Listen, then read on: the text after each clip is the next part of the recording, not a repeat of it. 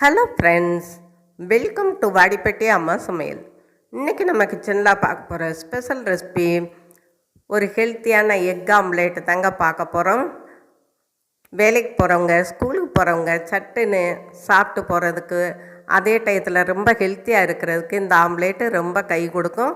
வாங்க பார்க்கலாம். அதுக்கு முன்னாடி இன்றைய பிறந்தநாள் மற்றும் திருமண நாளுக்கான அனைவருக்கும் வாடிப்பட்டி அம்மாவின் இனிய நல்வாழ்த்துக்கள்.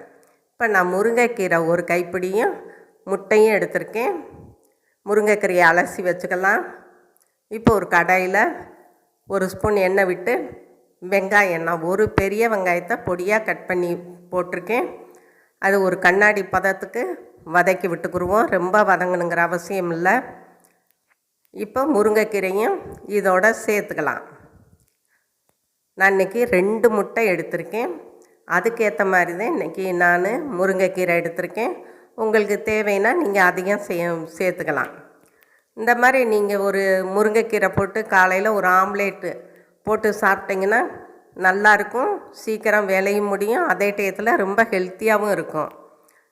இப்போ நல்லா வதக்கி விட்டாச்சு, ஆறிடுச்சு. அதை ஒரு கிண்ணத்துக்கு மாற்றிக்கிடலாம். இப்போ கிண்ணத்துக்கு மாற்றிட்டோம். இதில் நம்ம முட்டையை உடச்சி ஊற்றிக்கலாம்.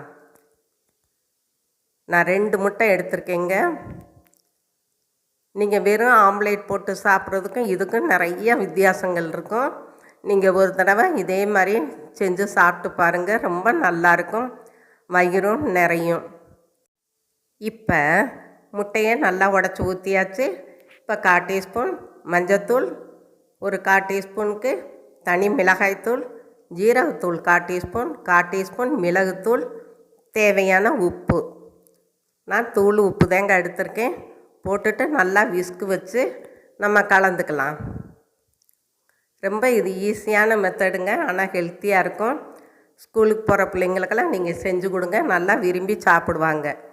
இப்போ அது ஒரு தோசைக்கல்லை சுட வச்சு நம்ம கலக்கி வச்சுருக்க முட்டை முருங்கைக்கீரையை சேர்த்துக்கலாம்.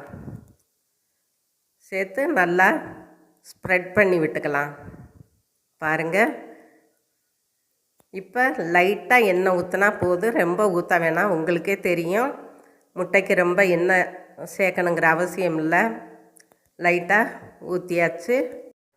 முருங்கைக்கீரை சாப்பிடாத குழந்தைகள் கூட நீங்கள் முட்டையோட முருங்கைக்கீரையும் சேர்த்து ஆம்லேட் போட்டு கொடுத்தீங்கன்னா குழந்தைங்க நல்லா விரும்பி சாப்பிடுவாங்க, டேஸ்ட்டாகவும் இருக்கும். இப்போ நம்ம பிரட்டி போட்டுட்டோம், அவ்வளோதாங்க.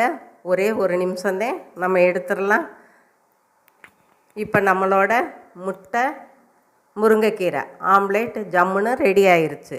இதுவரை சப்ஸ்கிரைப் பண்ணாதவங்க சப்ஸ்கிரைப் பண்ணுங்கப்பா. பெல் பட்டனை தொடுங்க. லைக் பண்ணுங்கள், ஷேர் பண்ணுங்கள், கமெண்ட் பண்ணுங்கள். நீங்களும் உங்கள் வீட்டில் ட்ரை பண்ணுங்கள், சாப்பிடுங்க, சந்தோஷமாக இருங்க. நன்றி, வணக்கம்.